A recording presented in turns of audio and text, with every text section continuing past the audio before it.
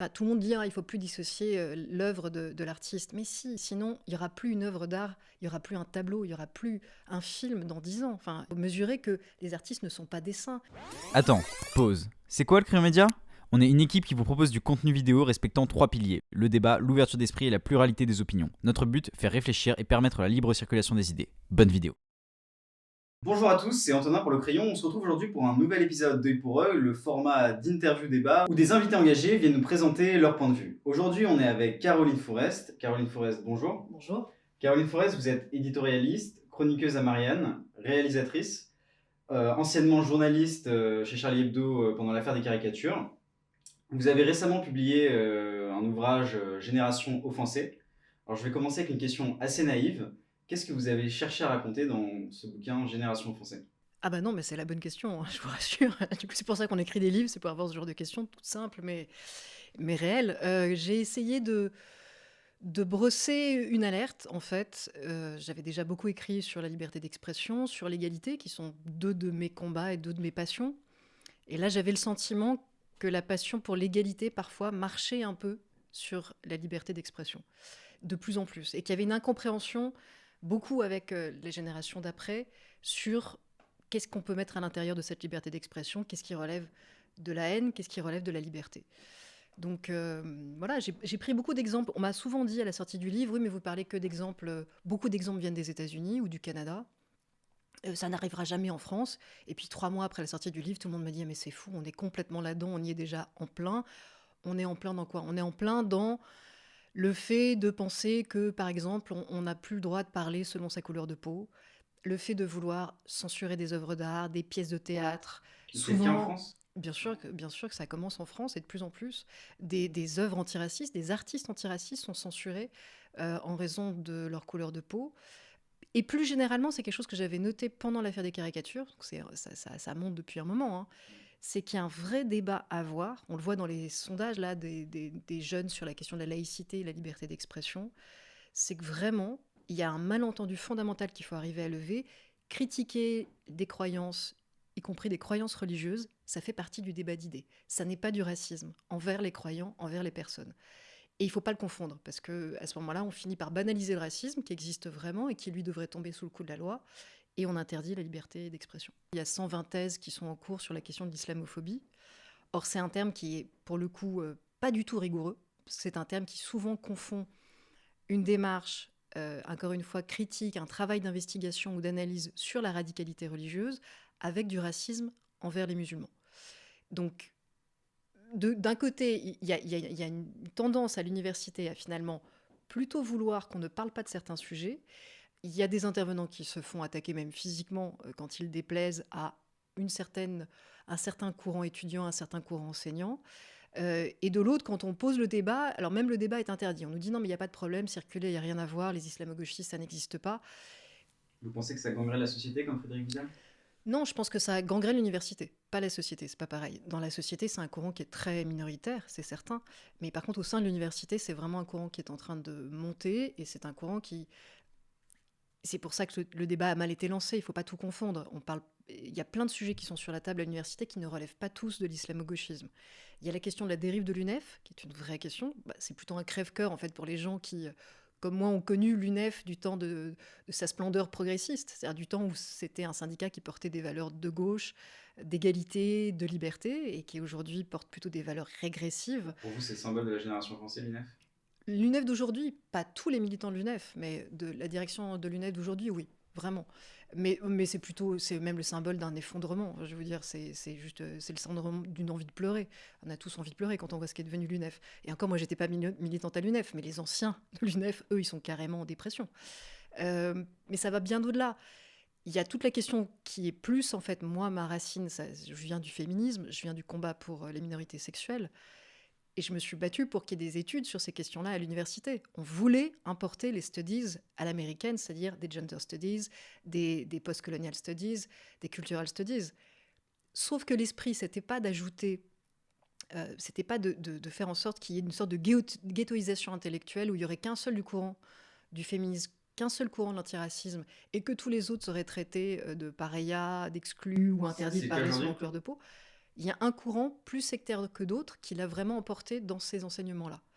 Et qui enseigne une vision du monde qui, moi, est à l'inverse de mon combat antiraciste. Je vous donne juste un exemple qui m'a saisi parce que j'ai eu un débat avec une jeune colleuse qui fait des actions superbes dans lesquelles moi je peux me reconnaître complètement. Mais qui, lors d'un débat, on était avec Tania de Montaigne, Delphine Orviller et Titu Lecoq pour Elle Magazine. Elle nous a dit cette phrase qui, moi, et je pense que je n'étais pas la seule, Tania et Delphine étaient quand même saisies aussi. Elle nous a dit à un moment donné, quand on est une femme noire, c'est plus grave d'être violée que quand on est une femme blanche. C'est une étudiante dans une université. Je ne sais pas comment on peut arriver à ce genre de phrase. Enfin, moi, j'ai vraiment une interrogation. Comment on fait pour arriver au nom de l'antiracisme et du féminisme pour arriver à ce genre de phrase ? Non, c'est pas plus grave pour une femme noire que pour une femme blanche d'être violée. C'est toujours grave d'être violée, pour toutes les femmes du monde. Par contre, il y a une analyse qui visiblement n'est plus prise en compte dans ce caractère multifactoriel, c'est la question sociale. C'est beaucoup plus difficile quand on est une femme pauvre de fuir des violences sexuelles. C'est beaucoup plus difficile de fuir le domicile conjugal, de prendre un appartement, de se mettre à l'abri, que quand on est une femme riche. Et le fait que cette réflexion n'entre plus en ligne et que par contre on réduise tout à la question unique de la couleur de la peau, ça fait partie du dialogue qu'on doit avoir. C'est sous-entendu aussi dans la couleur de la peau. Mais c'est pas dit comme ça. Oui, mais les mots sont hyper importants. C'est pas dit comme ça. Et je pense que l'alerte de gens comme Gérard Noriel ou Stéphane Beau, qui sont des chercheurs avec lesquels des fois je peux avoir des désaccords, mais sincèrement dont je respecte infiniment les travaux, qui je pense ont apporté beaucoup et qui ont... Et quand ils disent attention, la question raciale avec ce mot qui réhabilite un inconscient biologisant, un inconscient raciste, est en train en plus de sous-estimer totalement la question sociale, je pense qu'il faut l'entendre. Et je peux même vous dire que c'est un trajet qui est à rebours de celui que je faisais quand j'avais 20 ans. Parce que quand j'avais 20 ans, mon problème était exactement inverse. J'avais des gens à gauche qui ne voulaient parler que de la question sociale, une gauche plutôt marxiste, qui estimaient que tout allait se résoudre le grand soir quand la révolution aurait lieu. Et donc il ne fallait pas parler de sexisme, il ne fallait pas parler d'homophobie, il ne fallait pas parler des discriminations en général, parce que c'était un peu des luttes secondaires et petites bourgeoises. C'est le reproche qu'on peut vous faire aujourd'hui. Bah non, parce que moi j'essaie juste de m'adapter en fait à ce que sont les courants. C'est que je cherche à ce qu'on progresse vers l'égalité, sincèrement et pour de vrai. Donc aujourd'hui, je pense qu'on est dans le problème inverse. Donc si vous voulez, c'est pas un a priori. Si aujourd'hui on face, et en fait ça va changer, si je suis face à entre guillemets, un militant syndicaliste qui m'explique que franchement le féminisme c'est tout à fait secondaire, je lui dirais non, pardon, il faut articuler les luttes féministes et les luttes sociales. Mais par contre, tout réduire à une question d'identité, à une question identitaire, en mésestimant la complexité multifactorielle de l'impact, par exemple, du social, ça me paraît être une simplification d'aujourd'hui, en fait. Très bien. Dans votre livre Génération offensée, il y a un chapitre sur le cinéma, et vous parlez notamment de la vie d'Adèle.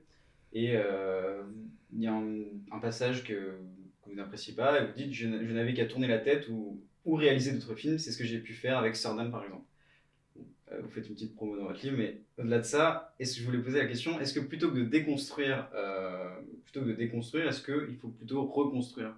Non, c'est que plutôt que de censurer des œuvres parce qu'on n'aime pas l'artiste ou parce qu'on estime que c'est un peu la tendance actuelle. Aujourd'hui, on nous demande de plus en plus, il y a une pression réelle qui pèse sur le montage de certains films pour que le casting corresponde exactement au personnage en termes, là aussi, d'orientation sexuelle, de genre, de couleur de peau. On se souvient que Zoé Saldana s'est quand même excusée quasiment en pleurs d'avoir joué Nina Simone parce qu'elle est un peu plus claire. On se souvient de la campagne qui a fait en sorte que Scarlett Johansson ne joue pas un personnage transgenre dans un film qui, du coup, ne s'est jamais monté, qui est toujours pas monté, parce qu'il manque une tête d'affiche, quelqu'un de connu pour jouer ce personnage et pour lui rendre hommage. Donc moi, j'ai un problème avec ces procès en appropriation culturelle quand ils entravent la liberté de création. Et quand, en plus, ils font régresser les combats des minorités parce qu'ils empêchent de monter de beaux projets qui parlent de ces questions et qui les portent jusqu'au grand public. Ce que vous dites, c'est que plutôt de se plaindre, est-ce qu'il ne faut pas justement prendre... c'est ça, c'est l'idée. C'était pas de l'autopromotion, c'est juste que j'ai essayé d'expliquer ma démarche par rapport à Sordame. Quand moi je fais un film de cinéma... Non, mais vous avez fait votre vanne, je vous réponds. Quand j'essaie de dire... moi, j'ai mis 20 ans à m'autoriser à investir le champ du cinéma parce que je pense que... en tant que féministe, j'avais plein d'a priori sur ce milieu. Je pensais que j'allais pas tenir très longtemps à l'intérieur sans taper quelqu'un, tellement les rapports de pouvoir étaient genrés, étaient forts. À 40 ans, je me suis dit, tant pis, j'y vais, j'ai trop envie de faire des films. J'aime ça, j'aime fabriquer des films, et je veux raconter les histoires du point de vue des femmes, du point de vue des femmes fortes. C'est ça qui me plaît, et honnêtement, on n'a pas à se plaindre, parce qu'entre-temps, il y a une vraie révolution qui est en train d'avoir lieu. Il y a vraiment un cinéma qui est en train de bouger, et pas que américain, français aussi, avec des femmes de plus en plus fortes qui sont mises en scène, donc je m'en réjouis. Mais je n'irai pas interdire, au nom de ce nouveau regard que j'ai envie de porter en tant que réalisatrice féministe, j'irai pas interdire à un réalisateur homme de toucher à certains sujets. Et donc l'exemple que je donnais sur la vie d'Adèle, bien sûr que ça m'a fait bizarre qu'un réalisateur hétérosexuel s'empare d'une histoire d'amour entre deux femmes. J'ai pas forcément aimé les scènes de sexe. J'ai un peu tendance à fermer les yeux quand on arrive là sur le film, parce que j'ai l'impression de voir un réalisateur plus voyeur que dans l'intimité de son sujet. Mais honnêtement, sur le reste, sur le désir, le film est extrêmement fort et talentueux. Et puis, si les scènes de sexe ne me plaisent pas, j'ai qu'à en tourner d'autres. Enfin voilà, c'est pas grave. L'art avant tout, finalement. Mais oui, c'est important. Tout le monde dit, il ne faut plus dissocier l'œuvre de l'artiste. Mais si, sinon, il n'y aura plus une œuvre d'art, il n'y aura plus un tableau, il n'y aura plus un film dans 10 ans. Enfin, il faut mesurer que les artistes ne sont pas des saints.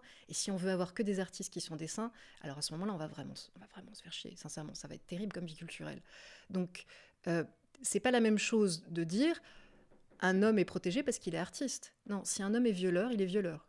Artiste, pas artiste, quel que soit son métier, il doit rendre des comptes. C'est ça qui est en train de progresser, c'est ça que MeToo permet, et c'est ça qui est positif. Je voulais savoir comment vous vous situez politiquement, par exemple, et est-ce que vous êtes proche du printemps républicain? Est-ce que c'est des idées qui vous semblent... Moi, je me situe pas politiquement. J'essaie de proposer des analyses, des alertes, le plus sincèrement possible, le plus argumenté possible, pour que les gens s'en saisissent et puissent se faire une idée par eux-mêmes. Vous ne vous définissez pas comme de gauche? Si, je me définis comme de gauche, mais ça veut tellement plus rien dire Ça a du aujourd'hui. sens, Si, de gauche? si, ça veut dire quelque chose. Ça veut dire que je pense que l'État doit réguler les inégalités, doit redistribuer les richesses. Donc c'est ça, voilà, qui me retient à la gauche. Mais je viens de cette gauche jaurèsienne, où je crois à la République laïque et sociale. Je pense qu'il faut mener de front le combat, encore une fois, pour la laïcité, parce qu'elle nous protège des radicalités, des intégrismes, qu'elle protège les droits des femmes, qu'elle protège les minorités sexuelles et qu'elle protège l'égalité tout court. Et j'ai l'impression que des fois, ce combat progressiste est vraiment déserté par une autre gauche identitaire, clientéliste, lâche, pour le dire aussi franchement que ça. Alors, je ne sais pas pourquoi il y a une obsession sur le printemps républicain, sincèrement. Et je trouve ça très douteux, parce qu'en fait, ça me rappelle beaucoup ce qu'on a subi à Charlie Hebdo il y a quelques années. C'est-à-dire que chaque fois qu'il y a un courant de gauche qui se lève et qui dit sur les questions de laïcité, sur les questions de république, on sera intraitable, exigeant. Parce Même qu'on se radicalise, finalement. Et on devient... on se radicalise, c'est ça qui est intéressant. Bah, En quoi, en fait? si on veut la laïcité à l'extrême... C'est quoi la laïcité à l'extrême? Je sais pas. Non, mais c'est expliquez-moi. parce que Non, mais vous ça m'intéresse. m'avez- Dites-moi, vous- c'est quoi la vous laïcité à disiez, on l'extrême? veut la laïcité, la République, absolument, dans Non, l'absolu. non, on veut défendre la laïcité, on veut défendre la République, et on refuse de plier le moindre genou devant ceux qui l'attaquent. Mais expliquez-moi, c'est quoi la laïcité à l'extrême? Qui ça a tué la laïcité à l'extrême? Qui ça a opprimé dans l'histoire la laïcité à l'extrême? Non, mais je sais pas, par exemple, je sais pas du tout. Enfin, on pourrait par exemple imposer, on pourrait avoir peur que le printemps républicain, par exemple, ou d'autres qui veulent la laïcité à l'extrême, refusent le Mais port c'est du quoi voile. la laïcité Non, mais à justement, l'extrême? là, je donne l'exemple, refusent le port du voile, par exemple, peu importe qu'il soit juste visage découvert, Alors, ce qui est parce que intéressant, ce n'est pas laïque, parce que l'expression de toute religion ne doit même pas se faire dans l'espace donc de là, la vous rue, avez etc. peur de l'athéisme d'État, ce qui est encore autre chose, C'est mais ça que je voulais dire par laïcité à l'extrême. Mais si vous voulez, le jour où le printemps républicain, si le printemps républicain un jour prenait position pour l'interdiction du voile simple dans la rue, ou même j'ai des débats, moi, avec plein de courants laïcs sur lesquels je suis pas d'accord, je me suis beaucoup battue contre des laïcs qui voulaient interdire aux accompagnantes scolaires voilées le fait d'accompagner ces sorties scolaires. C'est des débats, c'est pas dramatique. Et honnêtement, aujourd'hui, ils ne le proposent pas, l'interdiction du voile simple dans la rue. Par contre, il y a un procès d'intention qui est fait au printemps républicain, comme s'ils étaient le printemps français, qui est l'exact opposé, hein, c'est-à-dire les gens d'extrême droite en face qui, eux, veulent le nationalisme, la domination culturelle et la fin, et une France cléricale, donc absolument pas laïque en réalité. Donc j'ai l'impression vraiment qu'il y a une guerre Et là, très politique, honnêtement, et très malsaine, et de très mauvaise foi. Parce que quand je vois les articles, notamment de Slate contre Printemps républicain, c'est tellement malhonnête qu'il y a tellement de violence que tant qu'ils tiennent les propos qu'ils tiennent, c'est-à-dire républicain et laïque, point, moi je vois pas en quoi c'est si grave. C'est cette gauche intersectionnelle qui s'attaque aux républicains, au printemps Pas républicain. seulement, c'est une gauche politique qui veut aussi, qui pense aussi que la victoire de la gauche passera par un certain clientélisme communautariste, par le fait de mettre de côté la défense de certains progrès comme la laïcité, pour ne pas fâcher des réactionnaires dans les quartiers populaires. Je peux pas être d'accord avec ça. Je peux pas être d'accord avec l'abandon des Samuel Paty au profit des rappeurs intégristes dont ils font la promotion comme si c'était le modèle absolu pour la jeunesse. Voilà, je peux pas être d'accord avec ça. Je connais trop l'influence que ça a, là où ça nous mène, et en tout cas, pour moi, c'est pas être progressiste et c'est pas être de gauche pour le coup. Donc, il y a deux gauches qui sont qui s'affrontent pour savoir si ces questions doivent être, on doit les mettre sous le tapis ou si au contraire il faut renouer avec encore une fois Jaurès. Et cette laïcité pas extrême du tout, qui nous protège, qui est un bouclier tout simplement. Si la gauche était entièrement d'accord sur ça, mais on pourrait enfin s'engueuler à nouveau sur alors, est-ce qu'il faut annuler la dette ou pas, où est-ce qu'il faut mettre l'argent, quelles sont les alliances à bâtir pour faire plus de social. Mais tant qu'il y aura des gens qui, au nom de la gauche, porteront un discours complaisant envers l'intégrisme religieux, complaisant envers des homophobes, des sexistes, des antisémites, comment voulez-vous être audible au nom du progrès ? C'est ça le problème. C'est pour ça que c'est si fort entre toutes ces tendances de la gauche. C'est pas rien comme débat. Est-ce que c'est à la gauche de porter la laïcité, justement? Mais la gauche a toujours porté la laïcité. La laïcité vient de la gauche. C'est Jean Jaurès qui s'est battu pour la laïcité. C'est Aristide Briand. La droite était absolument contre. Aujourd'hui, la droite est contre la laïcité? Mais la droite n'a une vision de la laïcité qui n'est pas la laïcité. C'est la catho-laïcité. C'est-à-dire qu'ils se sont convertis honnêtement à la séparation. Tant mieux, il a fallu des siècles pour leur faire admettre cette idée. Juste parce que peut-être c'est pas assez enseigné. En 1905, au moment de la séparation, il y avait déjà des gens d'extrême gauche qui trouvaient que c'était un peu petit bourgeois de s'occuper de ces questions-là, qu'il fallait mieux faire la révolution et que tout se réglerait comme ça. Mais ça, on nous l'a fait 100 fois et puis du coup, on n'avance jamais sur rien. Et il y avait une gauche, encore une fois, qui allait de Jaurès à Ferdinand Buisson et à bien d'autres, qui estimaient que non, c'était important de faire la séparation pour se battre contre l'extrême droite cléricale. On sortait de l'affaire Dreyfus. L'histoire de la laïcité, elle est liée à la question de l'antiracisme. Il faut comprendre ça. C'est parce que l'ordre moral anti-dreyfusard, antisémite, catholique, et donc raciste et intégriste, a voulu dominer le pays, y compris en allant très loin, y compris parfois au prix de faire basculer la République et de rétablir la royauté. C'était quand même le but de l'action française et de ses camelots, que Jaurès et que la gauche égalitaire et laïque s'est dressée en disant non, nous séparons le politique du religieux, nous séparons les églises de l'État pour que nos délibérations ne soient plus influencées par une domination culturelle ou religieuse, pour que les petits protestants, parce qu'à l'époque c'était eux les minorités, ou les petits juifs à l'école par exemple, ne se sentent pas citoyens de seconde classe, qui soient éduqués comme les autres et qui se sentent citoyens à part entière. Donc arrivé à une époque où des gens reconstruisent cette histoire, nous font croire qu'en fait la laïcité c'est un instrument de domination, nous font croire que ça ne protège pas les libertés religieuses et les minorités, ça s'appelle une manipulation en fait. Et ça sert la propagande de gens qui ne sont pas très sympathiques. Je pense qu'il faudrait se renseigner avant de suivre cette pente. Quant à la droite, oui, la droite républicaine, après plus d'un siècle, s'est enfin convertie à la laïcité. Tant mieux. Maintenant, on n'est pas dupe. Il y a des moments où c'est plutôt la catho-laïcité. C'est-à-dire, ils sont très très très laïques face à l'islam, puis soudainement, il y a plein d'accommodements possibles dès qu'il s'agit du catholicisme. Et c'est là où... Les macronistes, par exemple, qui sont aujourd'hui... Mais les macronistes, on a mis longtemps à savoir ce qu'ils pensaient, honnêtement, parce qu'en fait, on ne savait pas. Ils avaient soigneusement évité ces questions pendant la campagne. Là, ils ne peuvent plus les éviter parce qu'ils sont au pouvoir. Et puis, il faut comprendre ça aussi, parce qu'il y a des gens... J'entends des gens qui disent « Ah, mais j'aimais bien Macron, il avait l'air tout bienveillant, et puis soudainement, oh là là, soudainement, on nous présente comme un dictateur fasciste. » On se demande pourquoi il va parler de ces questions-là. Je vais vous dire pourquoi il parle de ces questions-là, alors que clairement, ce n'est pas son logiciel et que clairement, il n'en avait pas tellement envie.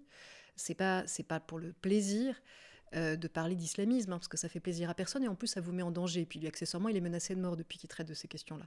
Mais c'est simplement qu'en fait, on vit dans un pays où il y a des attentats.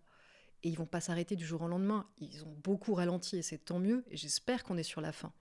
Mais tant qu'on vit entre deux attentats, tant qu'il y a des quartiers entiers où... monte une radicalité, un extrémisme qui fait que des gens ne peuvent pas vivre exactement comme ils en ont envie, On est censé en fait avoir ce débat-là, et malheureusement, on va continuer à l'avoir. Vous avez enseigné à Sciences Po, si je ne me trompe pas. Mhm. On a reçu 2 invités récemment qui nous ont évoqué le fait que vous pourriez potentiellement et qu'ils apprécieraient vous voir à la tête de Sciences Po. Est-ce que vous Alors voyez-vous à la tête de Sciences Po mais ou ça, pas? c'est complètement nouveau comme idée. Vous me l'apprenez totalement. Ça date d'aujourd'hui, je sais pas. Parce que des fois, on fait plutôt le coup d'entrer en politique, d'être ministre, d'être président de la République. Et comme déjà, tout ça ne m'intéresse pas beaucoup, je ne sais pas quoi vous dire sur Sciences Po. Je suis flattée. J'espère que ce sont d'anciens élèves à moi qui donc ont apprécié les cours qu'on a eus ensemble. Parce que par contre, les cours me manquent, sérieusement. Les cours me manquent. J'ai beaucoup aimé travailler avec des étudiants sur ces questions-là. Moi, aujourd'hui, ma vie, ce que je peux vous dire, c'est de faire des films. C'est ça, moi, mon rêve à moi. Et entre deux films, de continuer à participer au débat public pour essayer de faire en sorte que ce pays que j'aime, où je trouve qu'on est quand même pas si malheureux, ne dérive pas ni vers la lâcheté qui favorise le radicalisme religieux, ni vers l'extrême droite. Voilà. C'est très simple, en fait. J'ai des rêves assez simples. Donc, si demain on vous appelle, je suis désolé de revenir dessus, mais si demain on vous Ah, vous appelle, allez revenir sur Sciences Po.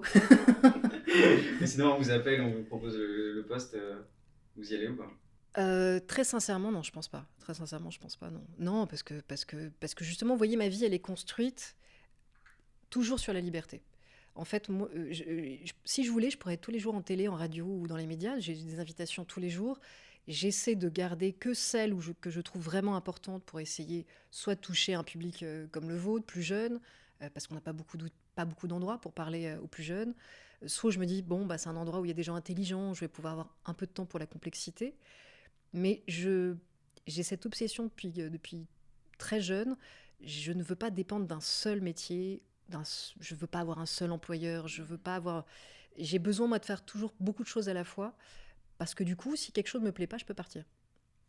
Et ça, c'est important. Et du coup, vous êtes en train de réaliser un prochain film, j'imagine? Je travaille sur plusieurs projets de films, dont un il y en a un qui va se concrétiser avant les autres. Mais moi, j'ai l'intention de faire des films pendant une petite cinquantaine d'années. Donc voilà. Enfin, si je tiens jusque-là, hein, mais c'est le but. Hein. Mais c'est pas difficile pour son image de se dire qu'on va s'engager sur certains sujets et après de vouloir réaliser des films dans un milieu du coup plus culturel où le politique se fait souvent absent, on essaie un peu de laisser ça de côté? Alors ça, c'est une très bonne question que vous posez là. Et vraiment, ça, c'est un vrai défi, surtout dans un pays comme la France, en fait, parce qu'on est un pays, d'abord, on n'accepte pas beaucoup les changements d'étiquette. Et puis, bon, ça va, je commence à être dans la catégorie qui va passer 40 ans, ça va mieux, on arrête de vous embêter avec la légitimité, un peu plus, en tant que femme, toujours un peu. Mais donc, c'est difficile déjà de proposer de faire plusieurs choses à la fois. Et aussi, vous avez raison, moi, ça m'a coûté cher, c'est-à-dire que pour des projets de films qui sont très très loin de mon image d'intellectuel, je ne peux pas vous dire comme je rame pour convaincre des distributeurs dans le monde du cinéma. C'est-à-dire qu'ils ne lisent pas les textes que je leur donne, comme ils viennent de moi, ils les lisent. Mais vous vous sentez pas obligé de faire du contenu engagé du coup? Non, mais j'ai pas envie de le faire engager comme je le fais comme essayiste. J'ai envie de trouver un langage qui soit qui soit plus grand public. Donc, avant de faire Sœurs d'âme, qui est un film de guerre sur mes sujets, j'ai mis quand même 4 ans à monter. Mais avant, j'avais écrit une comédie. Je peux vous dire que ça a été un enfer. Mais j'ai pas renoncé à ce rêve. Mais parce que c'est tellement loin de moi. Alors, j'essaie d'expliquer aux gens qu'en fait, quand on travaille comme intellectuel essayiste sur les islamistes et l'extrême droite, c'est quand même extrêmement dur de glisser des bonnes vannes dans des interviews et que ça ne serait pas très intéressant en plus. Mais il se trouve que j'ai une autre partie de ma vie, avec beaucoup d'amis qui sont humoristes, où au contraire, on rigole beaucoup sur ces sujets, parce qu'on a besoin de décompresser aussi. Et c'est aussi ça l'école Charlie Hebdo. C'est être sérieux dans ses engagements, mais pas se prendre au sérieux. On a toujours cette distance où on sait que voilà, il faut rire de tout. Il faut rire de tout, c'est hyper important. Moi, j'ai besoin de rire de tout. Et donc oui, c'est une vraie bataille pour faire accepter dans ce milieu culturel-là que je vais pas avoir forcément... Je vais pas raconter les choses de la même manière, je vais pas travailler forcément avec les mêmes personnes, et c'est ça qui me plaît en fait. Moi, un des premiers souvenirs de télévision que j'ai de vous, c'est la polémique de vous avec Émeric Caron sur le plateau d'On n'est pas couché. Mais c'est pas si vieux que ça en fait. Mais moi, Ah oui, d'accord. vraiment, un des premiers souvenirs de télé que j'ai de vous, c'est ça. Et du D'accord. coup, je voulais vous poser la question, parce que je Ouais. voulais savoir, est-ce que vous avez menti sur le plateau d'On n'est pas couché à l'époque ou pas? Oui ou non, vous avez été condamné pour diffamation pour une chronique sur France Culture. Émeric Caron, j'ai gagné mon procès et ce que vous venez de dire est totalement inexact. Ah, bah, très bien. Je Vous n'avez jamais été. Non, je n'ai pas été condamné par diffamation, j'ai gagné mon procès. Maintenant, je vais vous dire un Lequel truc. Le procès dont vous parlez sur ma chronique. Pourquoi dans ce cas-là, j'en il y a ai des. eu un en 8 ans de carrière. Et mais alors, si vous êtes apprenti, journaliste, vous avez comme les moyens de vérifier parce que ça a été tranché depuis. Vous savez, la justice m'a donné raison. Donc. Mais je voulais. Mais vous voyez ce qui est fou. Non, mais parce que ça, par contre, je vais là vous mettre un coup au moral. J'ai débattu avec Tariq Ramadan. J'ai fait des duels contre Soral, contre Marine Le Pen, contre Éric Zemmour. Et l'idée que ce qui intéresse le plus des gens, ce soit mais même pas un duel, c'est-à-dire une prise de bec avec Émeric Caron, je peux pas vous dire. Je peux pas vous dire. D'ailleurs, il faut que vous compreniez le contexte de cette émission. Je venais de sortir un livre sur Éloge du blasphème après l'attentat contre Charlie Hebdo. J'ai écrit ce livre avec mes tripes, avec mon sang, avec ma sueur. J'étais sous protection policière. Je viens à On n'est pas couché pour parler de ça. Et Émeric Caron qui a juste envie de se payer ma tête parce qu'il se trouve que j'ai la réputation d'être très forte en duel et que donc lui, pour une raison d'orgueil personnel, il avait envie de se faire Caroline Forest, ok, vient me chercher sur un procès d'il y a quelques années, sur une chronique où je défends les femmes voilées, mais où je suis attaquée par une association, en l'occurrence une association qui ne me veut pas que du bien, qui cherche à me faire taire.